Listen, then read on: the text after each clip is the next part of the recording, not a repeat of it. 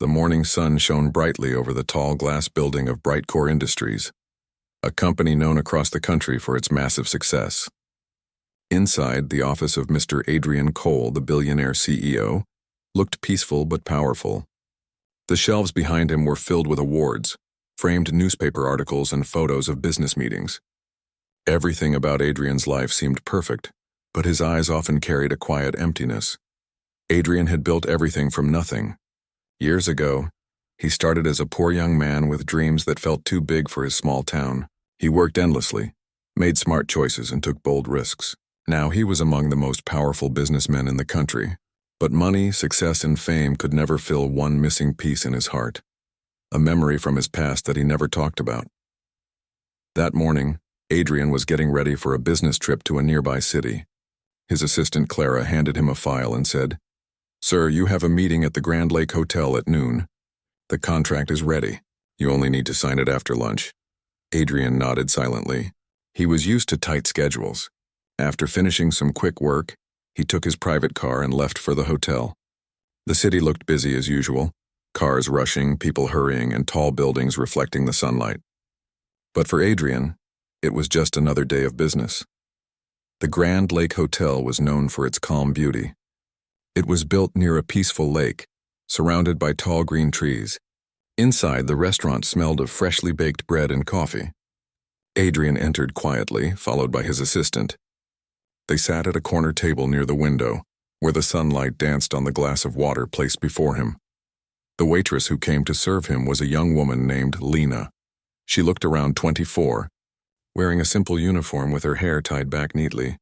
She smiled politely and said, "Good afternoon, sir. May I take your order?" Adrian looked at the menu but barely read it. He simply said, "Just some coffee and your lunch special." His voice was calm but carried authority. Lena nodded and walked away to place his order. When she returned with his coffee, Adrian had opened a file from his briefcase. Inside were documents related to a new partnership. He began checking every detail carefully, signing his initials at several places. As he was about to sign the last page, something strange happened. The signature line already had a small mark, as if someone had signed there before. Adrian frowned. He leaned closer. The handwriting was slightly faded but clear enough to read. His hand froze when his eyes caught the name. It said Thomas Hale. For a moment, time seemed to stop. His heart began to beat faster. The name pulled him back to a memory buried deep inside him. A memory of his best friend years ago, when he was a poor young man trying to start a small business. Thomas Hale had been the only person who believed in him then. They started together, built dreams together. But one day Thomas disappeared without saying a word. No calls, no letters, nothing. Adrian searched for him, but he was gone completely. That loss left a hole in Adrian's heart. Now, after so many years, the same name appeared again in front of him. Adrian tried to calm himself. He thought maybe it was a coincidence. Maybe someone else had the same name. He picked up the paper again, but his hand trembled. He took a sip of coffee, trying to focus. Just then, Lena returned to refill his glass of water. Her gentle voice broke his thoughts. "Sir, is everything okay? You look a little pale." Adrian looked up. For the first time, he noticed her properly. Her eyes were a warm brown color, kind and steady. Something about her face seemed strangely familiar, but he couldn't understand why. He forced a small smile and said, "Yes, I'm fine. Just a bit tired." Lena nodded, but before leaving, her eyes fell on the paper lying on the table. Her eyes widened slightly when she saw the signature. She looked closer, her face showing clear surprise. Adrian noticed her reaction and asked, "Something wrong?" Lena hesitated for a second, then said softly, "Sir, that signature, it looks exactly like my dad's." Adrian's breath caught. His hand holding the glass suddenly shook and the glass slipped from his fingers. It hit the floor and shattered into pieces, water spilling everywhere. The sound made everyone in the restaurant turn for a moment. Adrian didn't even move. His eyes were locked on Lena's face. "What did you just say?" he asked quietly. Lena bent down quickly to pick up the broken pieces, her hands trembling slightly. She tried to smile politely, but her voice shook as she repeated, "That's my dad's signature. I would recognize it anywhere. I used to see him write it when I was a child." Adrian felt as if the world had turned silent around him. His mind started racing. Could it really be? Could this girl be connected to Thomas Hale? He wanted to ask more, but his throat felt dry. Clara quickly helped clean the mess while Lena went to get a cloth. When she returned, Adrian looked at her again. This time he spoke gently. "What is your father's name?" Lena looked a little unsure, but she answered honestly. "Thomas Hale. He passed away when I was 10. The air in the room felt heavier now. Adrian leaned back in his chair. His chest felt tight, like a wave of emotion was rising inside him. Memories of laughter, long nights of work, shared dreams, all of it flashed before his eyes. The man who helped him start his first business, the friend who disappeared without a goodbye, was this girl's father. Lena noticed his silence and felt she might have said too much. "I'm sorry, sir," she said softly. "I didn't mean to make you uncomfortable. It's just, I've never seen that signature anywhere else before." Adrian took a deep breath. "No, it's fine," he replied. "Can I ask, do you know what kind of work your father did?" Lena looked thoughtful for a moment. "Not much, sir. My mother told me he used to run a small workshop with a friend, but after he disappeared, she stopped talking about it. Later, she said he passed away in another city." Adrian's heart pounded. "Disappeared?" he repeated. Lena nodded slowly.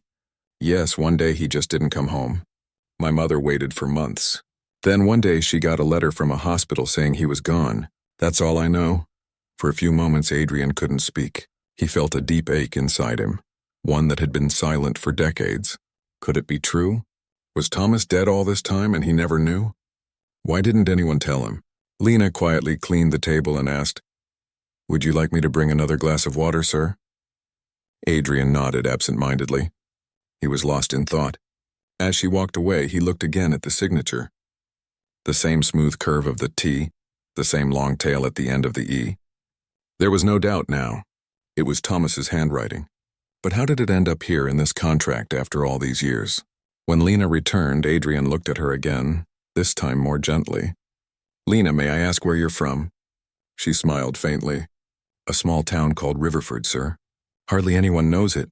Adrian's eyes widened slightly. That was the same small town where he and Thomas had started their first workshop long ago. His voice softened even more. "Riverford. I know that place." Lena's eyes brightened. "Really, that's surprising. Not many people do." Adrian forced a small smile. "I used to live there, a long time ago." Something in his voice made Lena pause. There was a quiet sadness there, a memory he was holding back. She wanted to ask more, but her manager called her from the counter and she had to leave. Adrian sat quietly, staring out of the window. The lake outside looked calm, its surface shining like glass. But inside him, everything was storming. He felt guilt, regret, and curiosity all at once.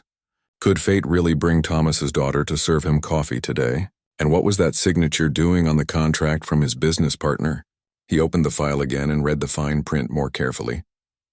The company that sent the contract was Hale Designs, recently acquired by a smaller firm. His hand clenched slightly.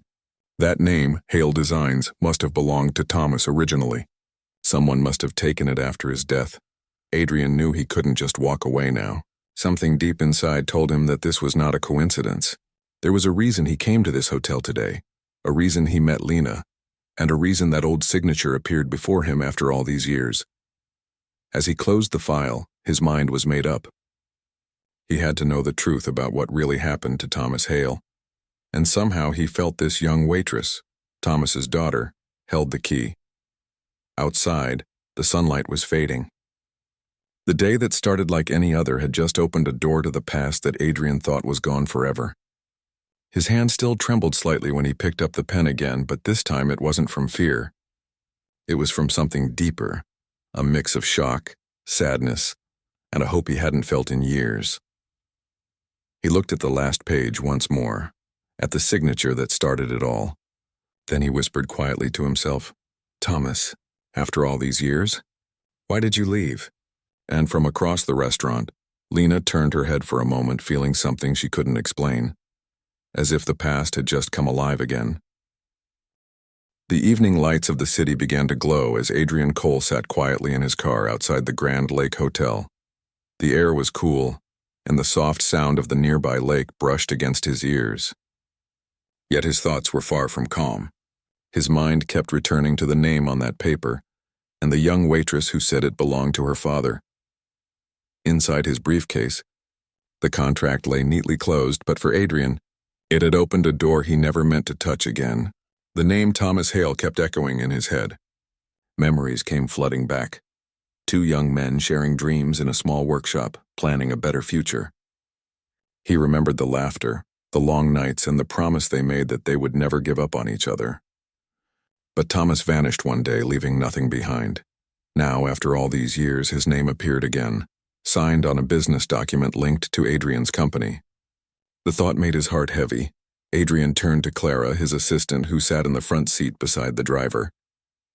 "Clara," he said calmly, "I want you to find everything you can about a company called Hale Designs.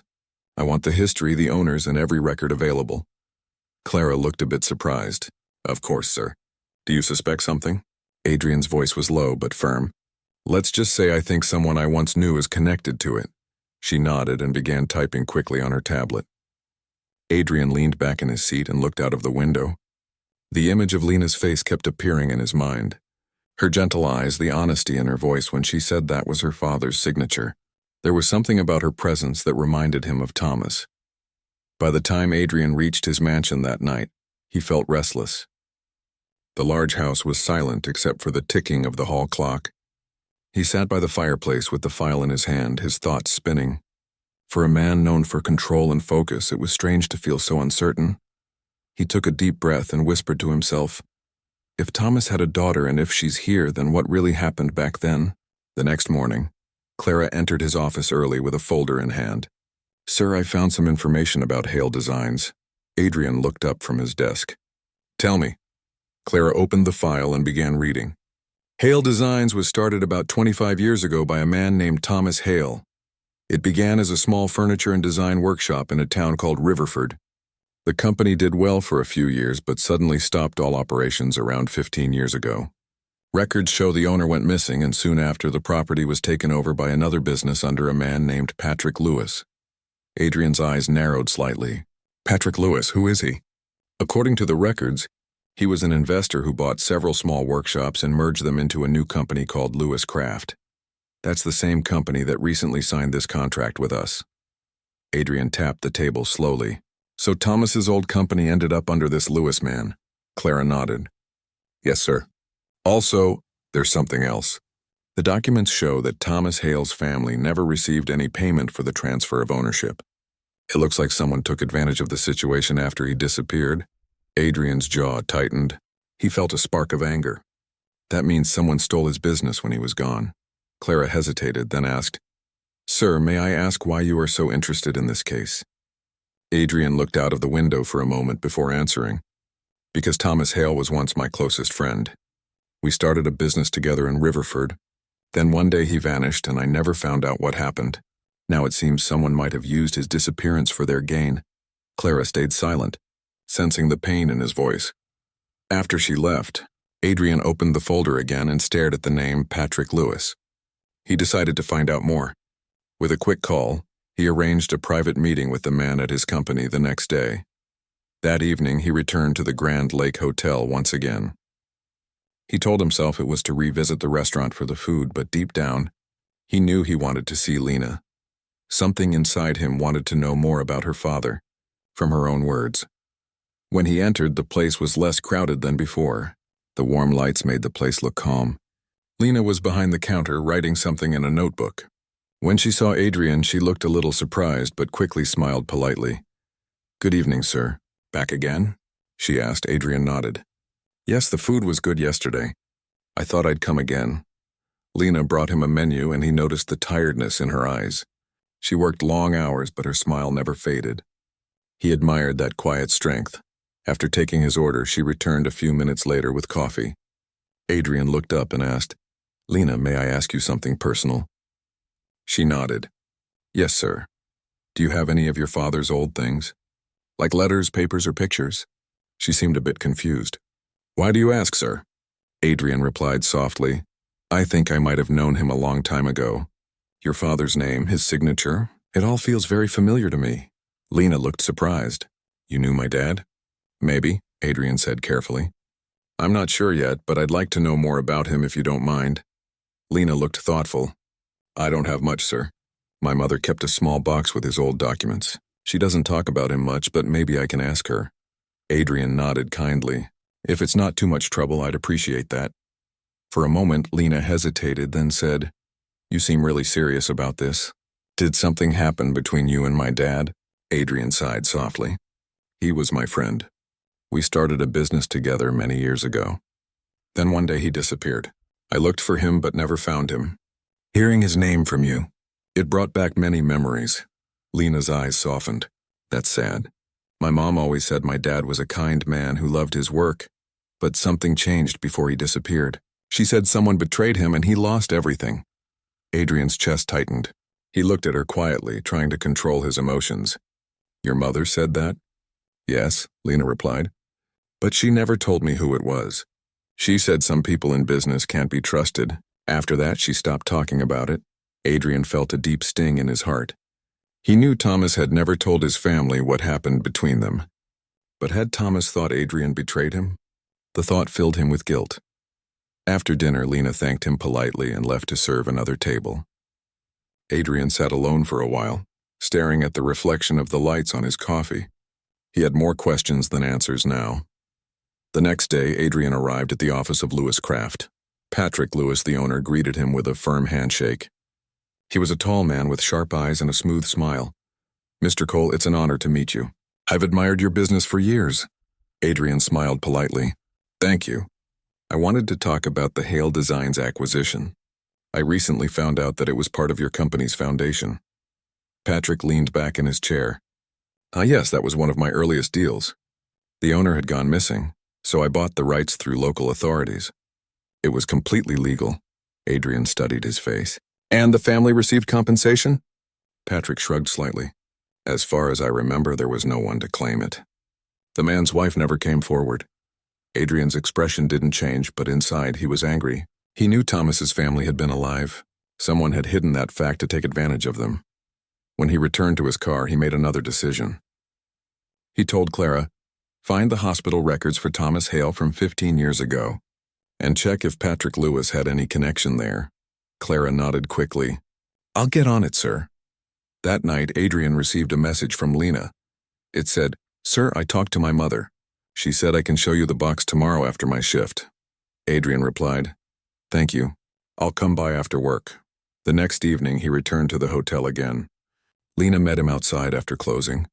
She carried a small wooden box in her hands. Her eyes looked both curious and emotional.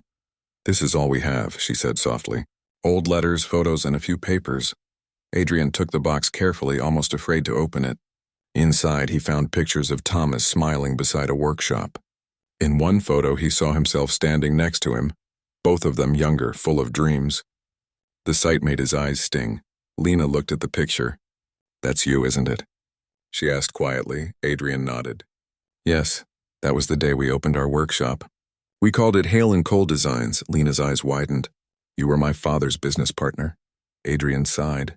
"Yes, and I thought he left me without a word. But now I see there was more to the story." Lena showed him another document. It was a letter, unfinished, written by Thomas. The paper was old and the ink had faded, but Adrian could still read the words. "My friend Adrian, I never thought you would..." The rest of the line was torn away. Adrian's heart sank. "He thought I betrayed him." Lena looked at him, worried. "Did you?" Adrian shook his head slowly. "No. Someone must have made him believe that." He turned the paper over and saw a hospital stamp on the back with a date. It matched the time when Thomas had disappeared. Suddenly, everything made sense. Someone had tricked Thomas, taken his company, and left his family in pain. Adrian closed the box gently and looked at Lena. "Thank you for showing me this. I promise you I will find out what really happened to your father." Lena looked unsure. "But why would you care now after so many years?" Adrian's voice was calm but full of feeling. "Because I owe him. He believed in me when no one else did. I cannot rest until I clear his name." As he walked away, the night wind blew softly through the trees. The next morning, the sun was still hiding behind gray clouds when Adrian Cole reached his office. He had barely slept all night. His mind kept circling around Thomas Hale, the letter, and the lies that ruined both their lives. He sat behind his large wooden desk waiting for Clara to arrive with the report he had requested. When Clara entered, she carried a brown folder marked Confidential. Her face looked tense. "Sir, I found the hospital records you asked for," she said. "And there's something strange." Adrian straightened in his chair. "Tell me everything." Clara opened the folder and spread several papers on the table. According to the records, Thomas Hale was admitted to Riverford General Hospital 15 years ago. The report says he suffered serious injuries from an accident in his workshop. He stayed there for 3 weeks and then was transferred to another private hospital in the city. But there is no record of where he went after that. The trail just ends, Adrian frowned. No record of his discharge or death certificate? None, Clara replied. But here's something else. Patrick Lewis was one of the donors who gave money to that private hospital during the same month Thomas was transferred there. Adrian's heart started to race. That cannot be a coincidence, Clara nodded. I thought the same. It looks like Lewis had some involvement in whatever happened to Thomas. Adrian leaned back and rubbed his forehead. His mind began piecing the puzzle together. Thomas had an accident, was taken to the hospital, and then vanished. Around the same time, Lewis appeared, bought Hale Designs, and became rich from it. It was too connected to ignore. He looked up at Clara. I want the address of that private hospital. I'll go there myself. Within an hour, Adrian's car was on the road, driving toward the old part of the city. The private hospital still existed, though the building looked older now. The white paint on the walls was fading, and the signboard leaned slightly to one side. Inside, the hall smelled of disinfectant and age.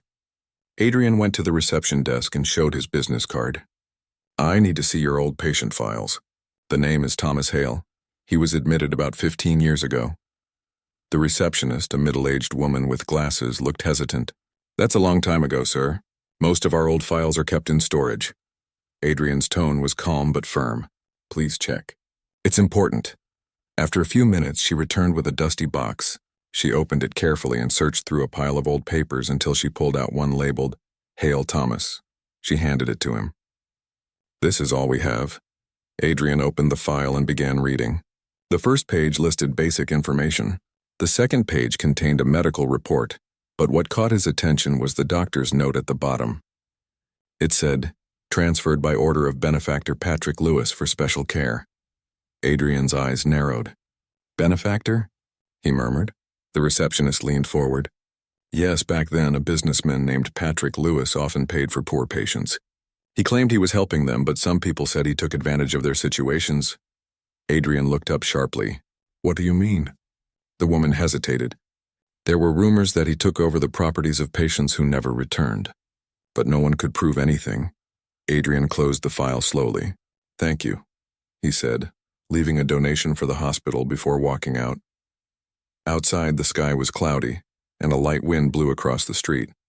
Adrian stood near his car holding the file tightly. He finally understood that Thomas might not have simply vanished. Someone had hidden him or taken him away for a reason. Back at his office, Adrian called Clara. Clara, I want everything about Patrick Lewis's business 15 years ago. I also want his financial connections to the hospital and the Riverford property transfer. Yes, sir, she said quickly. For the rest of the day, Adrian could not focus on anything else. Every time he closed his eyes, he saw Thomas's smiling face from that old photo. He remembered the day Thomas gave him his first chance, saying, "We rise together or not at all." Now Adrian felt he had failed that promise. Late that evening, his phone buzzed. It was Clara. Sir, I found something. You were right. Patrick Lewis was registered as the new owner of Hale Designs just 1 week after Thomas was admitted to that hospital. The transfer papers were signed by a legal representative using a false signature of Thomas Hale. The handwriting matches none of his known samples. Adrian's voice hardened. So Lewis forged the papers. It seems so, Clara said. Also, there is another detail. A few months later, Lewis opened a new account under Hale Designs and started using the name for his own profit. Adrian closed his eyes, anger and sorrow filling him at once. He whispered to himself, he stole everything. That night, Adrian sat in his study, staring at the old photo of him and Thomas. The guilt inside him grew stronger. If he had searched harder back then, maybe Thomas would not have been forgotten. He decided he would make it right. The next morning, he drove again to the Grand Lake Hotel. Lena was setting tables when he entered. She smiled when she saw him but also looked curious. Good morning, sir. You came early today, she said. Adrian nodded. I needed to talk to you, Lena. It's about your father. Her smile faded. You found something? Yes, he said quietly. But I'm afraid it's not easy to hear. Lena led him to a quiet corner. Please tell me. Adrian took a deep breath. Your father did not just disappear. He was hurt in an accident, then taken to a hospital. A man named Patrick Lewis paid for his treatment and used that time to steal his company. He forged your father's signature and took everything. Lena's eyes widened in shock. What, are you sure?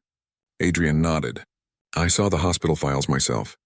Lewis transferred your father for what he called special care, but there was no record of him after that. I believe something happened to him there. Tears welled up in Lena's eyes. My mother always said someone betrayed him, but she never knew who. She spent years trying to find answers before giving up. Adrian's voice softened. She was right. And I think I might be able to prove it. Lena wiped her eyes quickly.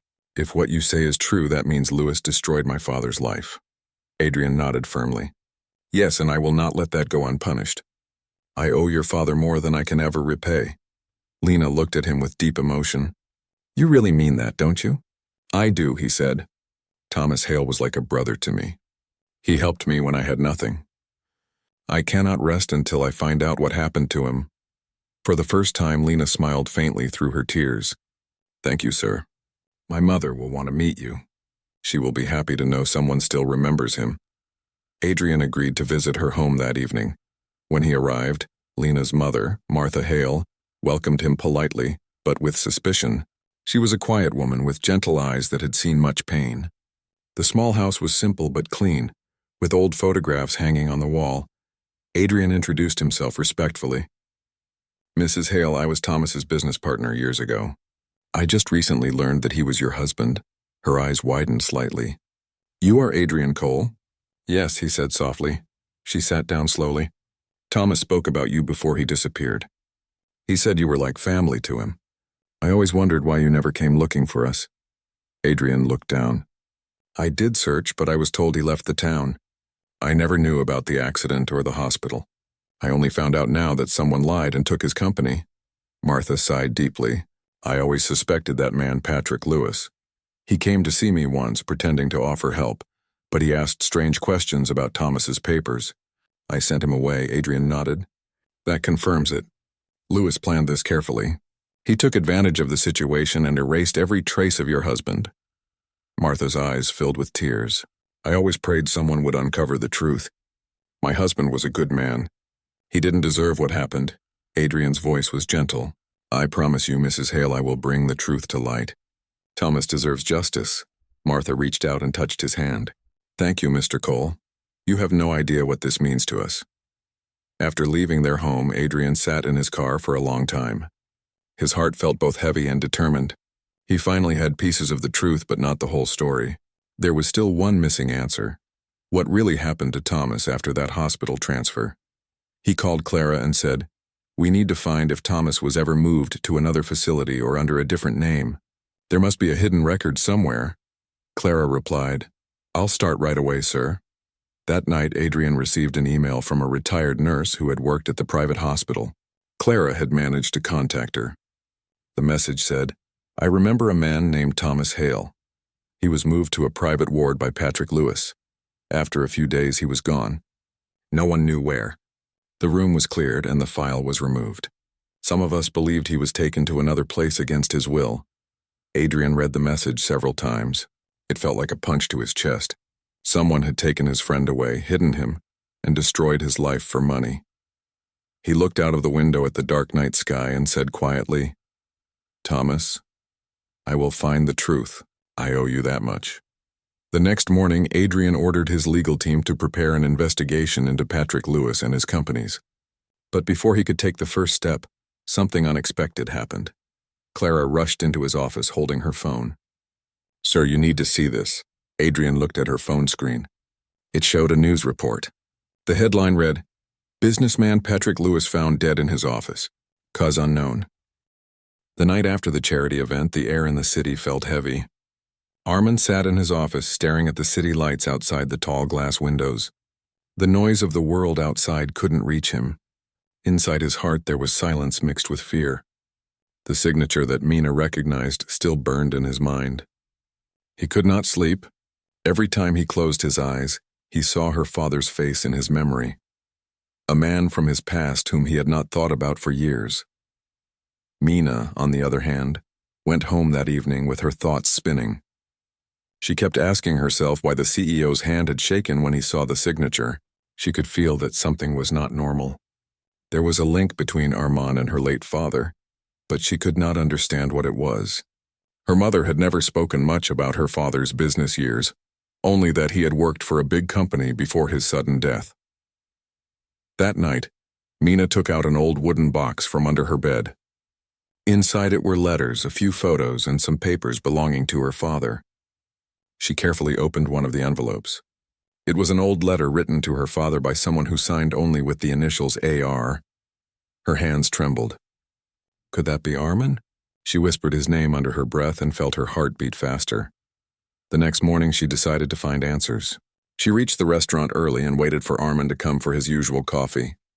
When he entered, she noticed the tired look in his eyes. The confident man she had seen before now looked like someone carrying a burden.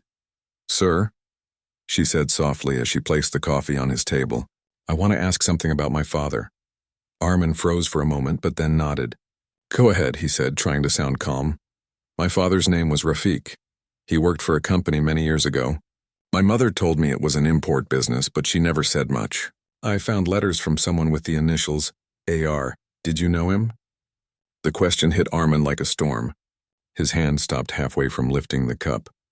The same name that haunted him was now spoken by the daughter of the man he once admired and betrayed. "Yes," Armand finally said, his voice low. "I knew him. He was a good man." "Then why do you look so worried when you hear his name?" Mina asked. Her voice was gentle but firm. Armand sighed. He felt the weight of years pressing on his chest. "Because I owe your father everything," he said. "And I failed him." Mina stood still. "What do you mean?" Armand looked at her with eyes full of regret. "Many years ago, when I was still trying to build my company, your father worked with me. We were partners. He helped me with his ideas, his hard work, and his trust. But one of my business decisions went wrong. A deal collapsed and the blame fell on him. I was scared and young. Instead of standing up for him, I stayed silent. He lost everything because of me." Mina's lips parted in shock. The world around her seemed to stop. "You mean my father was innocent?" "Yes," Armand whispered. "He was." She felt tears fill her eyes. Her father had been kind, honest, and hardworking. For years she believed he had failed, that he had made mistakes that ruined their family, but now she realized the truth was much deeper. "Why didn't you tell anyone?" she asked in pain. "Why didn't you clear his name?" Armand lowered his head. "Because by the time I gathered courage, it was too late. He had left the city. I searched for him, but I couldn't find him. Then one day I heard he had died in an accident. Since then I've carried that guilt." Mina stood quietly, her mind swirling with emotions, anger, sadness, and confusion. She looked at the man in front of her, the rich CEO everyone respected, and saw not power but deep sorrow. After a moment, she said softly, "You could have told me before. I deserve to know." "I know," Armand said. "You have every right to hate me. But believe me, Mina, not a single day passes when I don't regret what I did." She turned away, unable to speak. For the first time in her life, she saw the person responsible for her father's pain. Yet she could see that Armand was not a monster. He was a man who had made a mistake and lived in silence with that guilt. Later that day, Mina sat alone in the park near her house. Children were playing, people were walking, and the world went on as usual. But inside her, everything had changed. She thought about her father's face, his laughter, and his honesty. She thought about how he always told her to forgive people even when they were wrong. His voice echoed in her heart. When she returned to work the next day, she was calm but distant. Armand didn't expect her to forgive him. He barely looked up when she walked by. But when she placed a cup of coffee on his table, she said quietly, "My father believed in forgiveness. But it's not easy." "Give me time." Armand nodded silently. He didn't deserve her kindness, but her words gave him a small spark of hope. Days passed, and both carried the weight of the past differently. Armand began to look through old files, letters, and business papers. He wanted to find proof that Rafiq had been innocent. He wanted to do something to clear the man's name, even if it was years late. One evening, Armin found an old folder marked with the year of the incident. Inside were documents showing the true cause of the failed deal, a mistake made by another partner. The papers were enough to prove Rafiq's innocence. Armin felt tears in his eyes as he read them. For years this truth had been buried, and now he held it in his hands. He decided to do what he should have done long ago. The next morning, he called a press conference at his company. Everyone gathered, curious about the sudden event. Mina watched the live news on her phone during her break. When Armin stepped onto the stage, his voice trembled, but his eyes were steady. "There is something I must confess," he began. "Years ago, a great man named Rafiq was blamed for a failure that was not his fault. That failure was mine to share, and I did not speak the truth. Today, I correct that mistake. The success of this company exists because of him. His honesty, his ideas, his effort, all helped build what we have today." The hall went silent. Armin showed the documents on the screen, proving Rafiq's innocence. He then announced that a scholarship would be created in Rafiq's name to help students from poor families study business and ethics. When Mina heard his words, tears filled her eyes. For the first time, the world would know her father was a man of honor. She rushed to the company after the announcement. When she saw Armin standing alone in his office afterward, she walked up to him. "You did the right thing," she said. "I owed him that," Armin replied softly. Mina looked at him for a moment. "My father used to say that mistakes are not what destroy people. Hiding them does. You finally faced yours." Armin smiled weakly. "I only wish he could have heard me say sorry." Mina's eyes softened. "Maybe he already has." For the first time in years, Armin felt light. The guilt that had weighed on him began to fade. Mina turned to leave, but then stopped. "Sir," she said, "you said you owe my father everything. Then help others the way he helped you. That's how you can honor him." Armin nodded. Her words were simple but full of wisdom, just like her father's.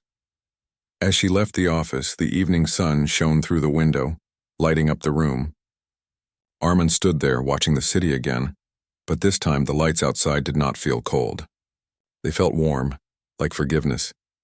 That night, both Mina and Armin slept peacefully for the first time in a long while. The past had been painful, but facing it had brought a strange kind of healing. And though the story between them was not over yet, it had begun to change into something new. A bond built not on guilt, but on truth and redemption. A week passed since Armin had publicly cleared Rafiq's name. The news spread across the city. People who once whispered false stories about Mina's father now spoke of his honesty and courage. For Mina, it was as if a heavy curtain had finally lifted from her life. She walked to work each morning with her head high, feeling proud of the father she always believed in. At the same time, Armin's life began to change too. For years he had lived behind glass walls in meetings, avoiding his own guilt. But now when he looked into the mirror, he saw a man who was trying to make peace with his past. It did not erase his mistake, but it gave him a new purpose. One morning, Armin called his board members into a meeting. He spoke clearly and calmly, not as the powerful CEO they always feared, but as a man who had learned something deeper. He told them that the company would change its values. No more greed, no more silent corruption, no more chasing money at any cost. He said the company would focus on ethics, honesty, and community projects. Some of the members were surprised. One asked, "Sir, are you sure this will not affect our profits?" Armin looked at him and said, "If a company earns money but loses its soul, it gains nothing. I learned that from a man who was far richer in heart than all of us combined." When the meeting ended, everyone left in silence, but they carried respect for him that they had never felt before. Later that day, Armin went down to the restaurant where Mina still worked. Though he had offered her a job at his company, she had politely refused. She wanted to earn her living through her own hands, at least for now. She said she wanted to complete her studies before stepping into any new role. When Armin entered, Mina was serving tea to an old couple. She smiled when she saw him, but also looked curious. "Sir, I didn't expect you here today," she said as she came to his table. "I came to thank you," Armin said. "You gave me the courage to do what was right." Mina smiled softly. "You already had that courage inside you. You just needed someone to remind you." He nodded. "You remind me of your father. You have his strength." Her eyes glistened. "My father used to say strength is not in power but in truth. I think he would have been happy today. Armin looked down for a moment and then said, I hope so. I still want to do more in his memory. I want to start a foundation in his name to help small business owners who have been treated unfairly. People like him deserve a chance. Mina listened quietly. Her heart warmed at his words. That would make him proud, she said. As they talked, an old man sitting nearby was listening. He stood up and approached their table. Excuse me, he said. I heard the name Rafiq. I knew a man by that name many years ago. He helped me start my small shop. Mina looked at him with surprise. That was my father, she said. The man smiled. He was a good soul. When I had no money, he gave me goods on credit and told me to pay when I could. Because of him, I still have my shop today. I'm happy to see his daughter doing well. Mina's eyes filled with tears. The old man blessed her and walked away. Armin watched the scene silently, realizing that Rafiq's goodness still lived through others. That night, Armin sat alone at his office desk.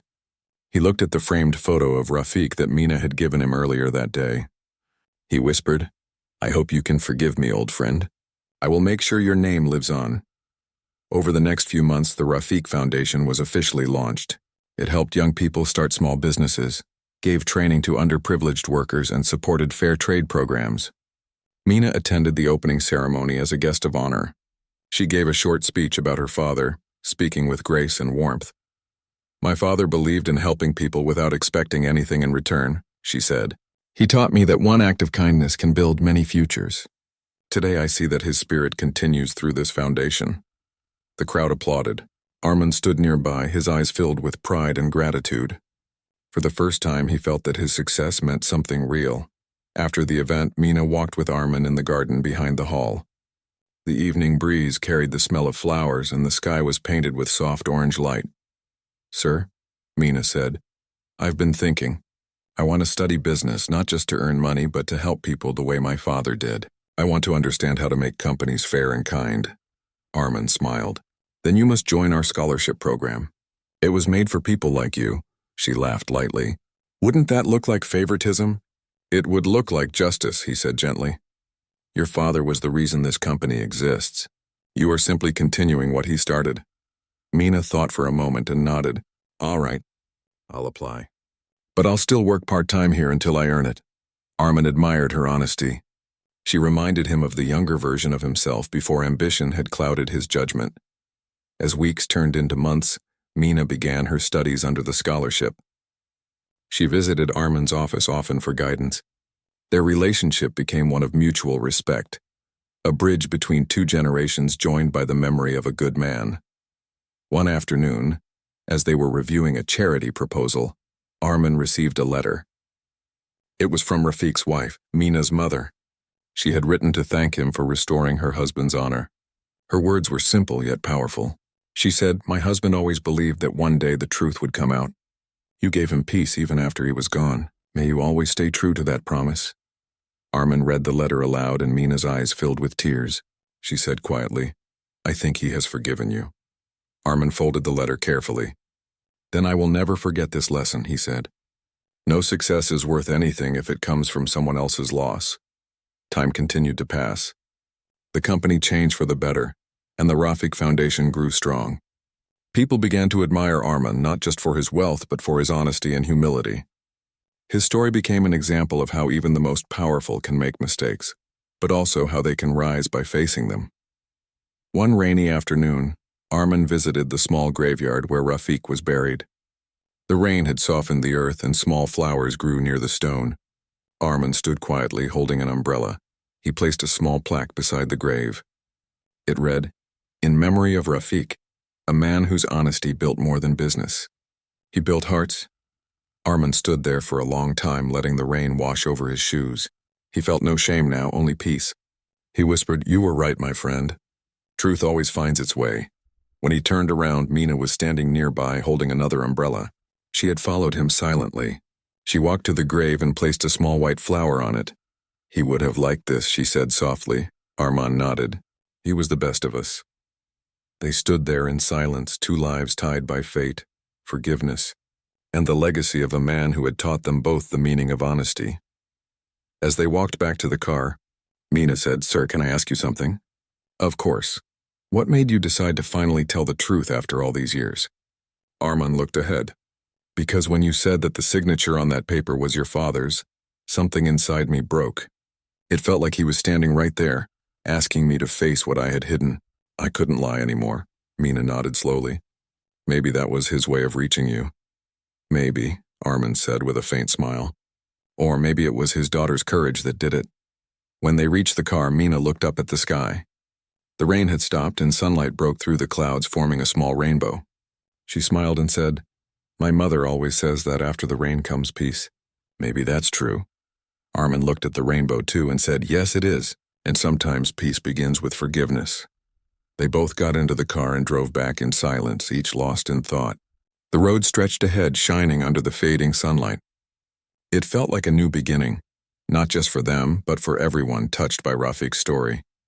From that day, Armand continued his work with more humility than ever. Mina completed her studies and later joined the foundation as its youngest director. Together, they worked to help others, spreading the same kindness and fairness that Rafiq had once shown. And though he was gone, his spirit lived in their actions. Every time a struggling worker received help, every time a young dreamer was given a chance, every time truth was spoken over fear, it was as if Rafiq himself was smiling from above, proud that his legacy had turned pain into hope. The world forgot the scandal from years ago, but it remembered the lesson. People spoke of how one man's courage to confess and one woman's faith in her father changed many lives, and so, the story that began with a trembling hand and a fallen glass ended not in shame, but in peace. It became a story of redemption, forgiveness, and the power of truth. A reminder that even when life breaks us, honesty and kindness can always build us back again.